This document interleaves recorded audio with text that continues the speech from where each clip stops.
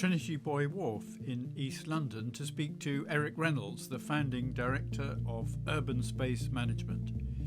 Eric has interesting views on urban regeneration, which seem to me to be very relevant as we recover from COVID-19. Eric set up Camden Lock Market, created Merton Abbey Mills and Gabriel's Wharf, as well as bringing new life to Spitalfield's old fruit and vegetable market. Trinity Buoy Wharf, which is managed by USM, is home to London's only lighthouse as a centre for arts and creative activity. Here we are on what was, not all that long ago, considered to be Outer Mongolia, too far from the centre for anything of any interest. And yet, now there's a pretty intense amount of residential around us.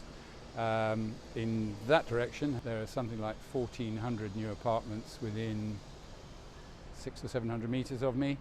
In that direction, just over the River Lee, something in the order of 2,000. Immediately behind us, on the other side of the River Lee, which is this thing just here, there are going to be 10,000 new homes built in some part over the portal for the new Thames crossing. First new Thames crossing since the Elizabeth Bridge, all very interesting.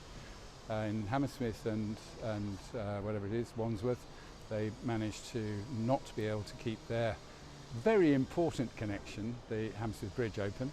But here, at last, after about 40 years of to and fro, it now has Royal Ascent, and there will be a new sort of relief road to Blackwall Tunnel. And for a lot of people, the Blackwall Tunnel was one of the reasons why this area was problematic, because fairly regularly, or at least often, Blackwall Tunnel seizes up, a lorry collapses in, there's an accident, some reason or another, and people cannot cross. If you look in that direction, you can see the good old River Thames, and we do have a little ferry now that crosses. And when we first built our pier, which was back in 91-2, we were told nonsense, no one's ever going to use the river for passenger transport again. And yet here we are today with Uber actually having river transport on their app. You can just say, I want to, actually they won't deliver an Uber to you if you happen not to live on the river, but at least you can book your seat. So fairly large changes. The biggest change is the enormous, I think, overheating of the residential stuff.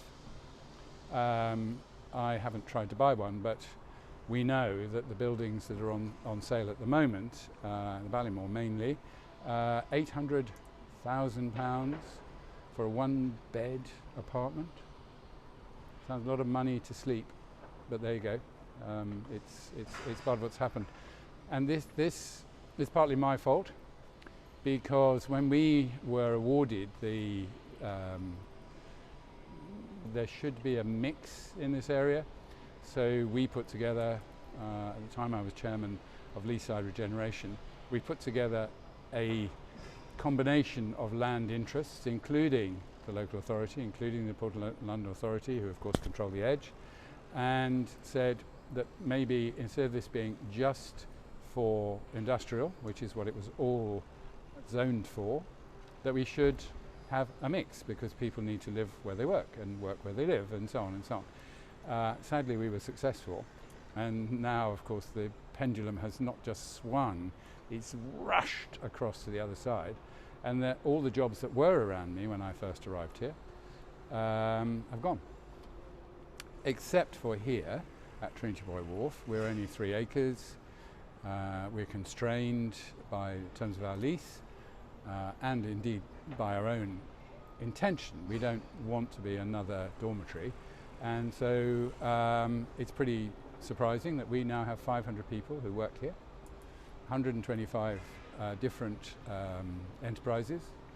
I describe even some of our smaller artists as enterprises, because of course they don't all do it for nothing. They intend to make something in order to exchange that something for money. So I think we've proved that it's possible to do it the other way. It's possible not to rely on land value driving your activity. And I do think that government should not let go of freeholds of its land. It should hold and control, and not to suppress enterprise, absolutely not, because I'm surrounded by enterprise of our own here. We consider in an average year that we'll generate about $1 million in what I think some people call free revenue. It's not free, of course, it's all hard work.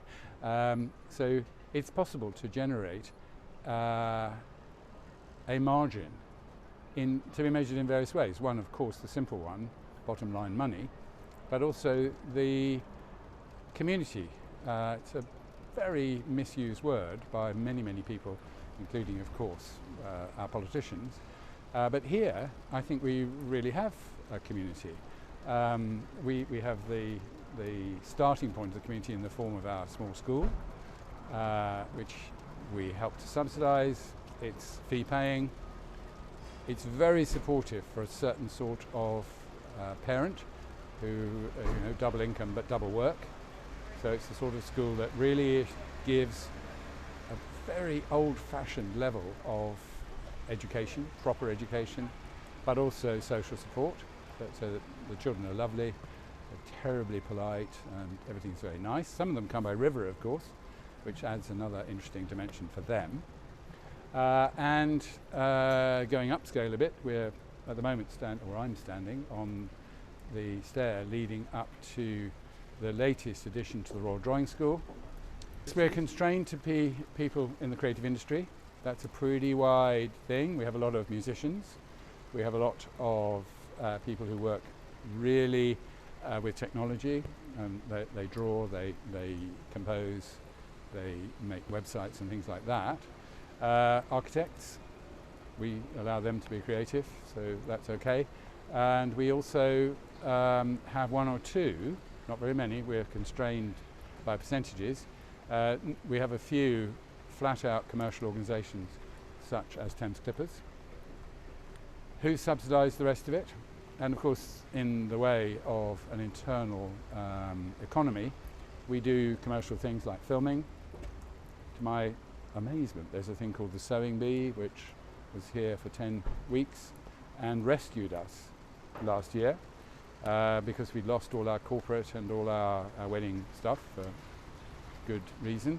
And Sewing Bee came in and just about covered our running costs. We're in a very fortunate position. We have our own borders, if you like, and we can make what we do balance itself. Not always easy, as last year proved, but we are quite proud that we have delivered exactly what we said. It's amazing, really. Obviously half it's accidental, but we've delivered what we said to Treasury back in 1996. You've been involved in a lot of projects of what might be called light regeneration, which might seem very appropriate at this particular time when high streets are under stress and we're looking at ways of regenerating city centres. Yes, I think so. I mean, the key thing really, just to revert back to this place, is the fact that we did give ourselves, we said, if we're going to create a new place in a new place, we would need to have enough time. And largely, that goes against the other thing that I believe so much, is that you need to get on with things. Here we're standing in Docklands, which most of you will remember died in 1966. And it's taken until now for many of the big schemes to happen, and for others not to happen at all. In the Royal Docks, just the other side of the Lee here, I think we're on master plan number 68. Now, master planning, of course, is very good for consultants. It's bloody irritating for the local community, if there is one, because they're asked the same question in slightly different language time after time after time, and see nothing happen. What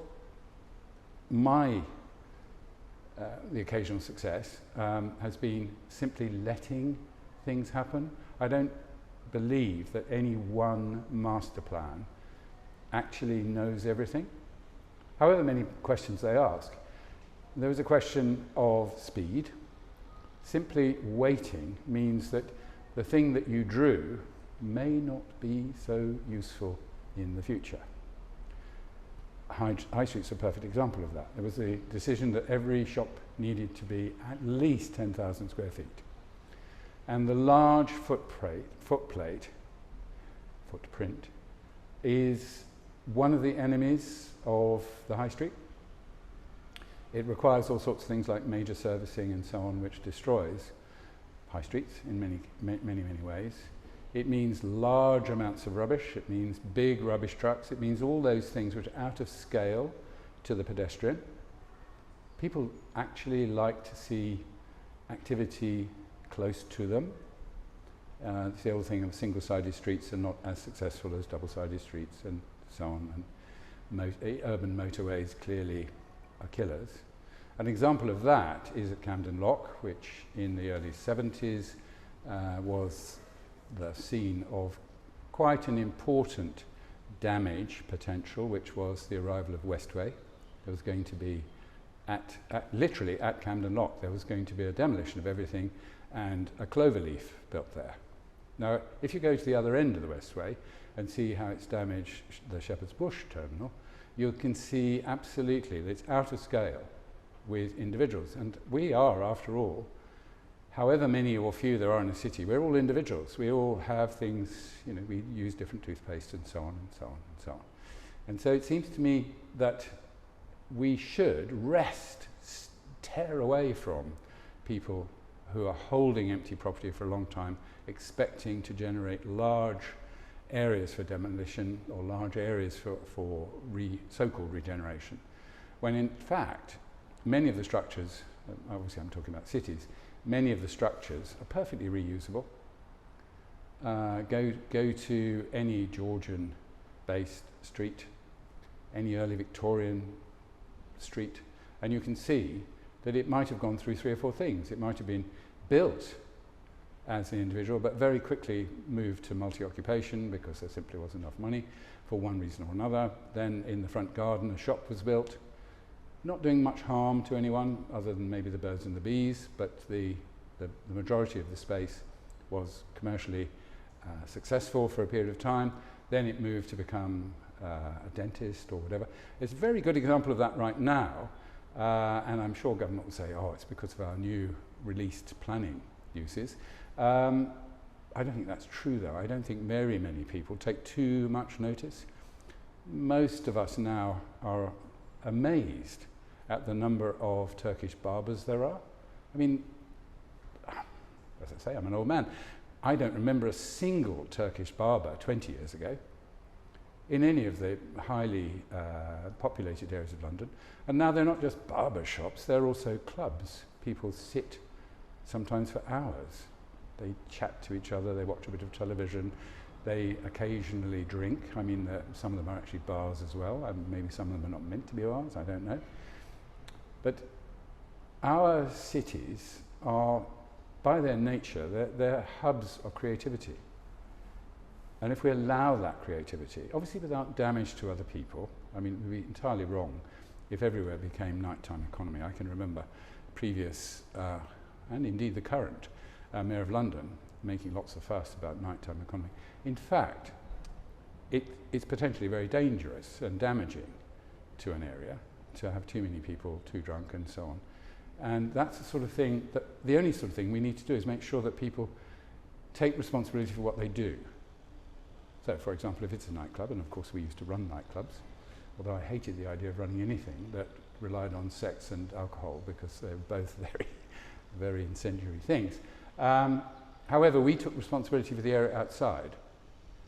We looked after the space outside, and we tried to look after the way people left us as well as the way people arrived. Now the energy is put the other way around, and there's a bouncer on the door, and the energy is control at that point rather than control where it's really needed, which is after the activity. That aside though, I'm aware, having done quite a few of these now, not just in this country, that just getting on with it has enormous power. Unfortunately, our systems are designed against that, our lease systems and so on. are designed against allowing people just to get on with it. But I guess there is much more feeling now about retrofit, remaking buildings, partly because of their carbon footprint. But absolutely. But why so late? Why has it taken us so long to think that actually destroying? I mean, an example, we are about to undertake a lovely little project in Finchley, on the Finchley Road. An appalling road, should never have been allowed to be what it is, which is probably dangerous to health, noise levels and pollution of all types. There's a lovely little ex-station that we will repurpose that site. Immediately across the road from us is a large development based on a Sainsbury's, the O2, with multi-screens and so on. It's probably been there less than 20 years, and it's in for planning now for demolition. Heaven knows how anyone is going to properly assess the damage that demolition will do, just the number of trucks involved to remove the concrete. It's awful. Whereas, even though it's a difficult structure, it can be reused. We, a long time ago at the Elephant Castle, in fact 30 years ago at the Elephant Castle, when there were lumps of that building, I mean the shopping centre, had never been used, never. The shop fronts had never been installed in quite a lot of it. We found that it was possible, possibly illegally, don't know. We invited local churches, and of course there in that bit of, it's called South London, but it's not really South, it's Central London. Churches were looking for space to have happy clappy we would call it now, but jolly services. And so at one point we had a church at one end of the Mall doing quite reggae based stuff, and a church at the other end doing more contemplative stuff. They got on perfectly well. It meant the centre had a purpose in being open on a Sunday. And so around that we were able to build other people who provided local services. Example, the Bank of Jamaica. Because there were people in the area, we said, well, you know, maybe if we make it cheap enough, the bank will come here, and not only will it bring its own staff here, it will also bring a social infrastructure for Jamaican people, of which there were many. And of course, I mean, you transformed Camden, didn't you, as a good and bad place and a venue? Yes, good and bad. I mean, that again was absolutely a short-term thing. Northside Developments, who got the lease from British Waterways, did so against the background of a potential for Westway, obliterating it. And so it was a low-cost thing, 7-year lease. The market had initially only a 3-year permission. Now, whatever number of years on it is, 73, 83, 93, 45 years on, it's still there, it's the engine, but it too is now discovering it needs to go through a radical change, because the tourists that it relied upon, of course, were turned off like a tap. And because it's now in single ownership, that was more difficult to deal with, more destructive than if it had gone on being more individually owned. Camden Lock was the first market, opened on the 7th of March 1974, but there were many Me Too's after that. You know, we started with 35 stalls, grew to 300, which is quite a lot of employment actually. 300 stallholders is quite a long chain of supply and all the rest of that. But now it's all owned by one individual, really. And so, you know, pull the plug on it, and it's pretty difficult to do anything about it, because they're a sort of juggernaut or supertanker or whatever, and it's very difficult to move. Whereas my lot, in my time there, it could be the year of the hat, and then we'd have a lot of hat stalls.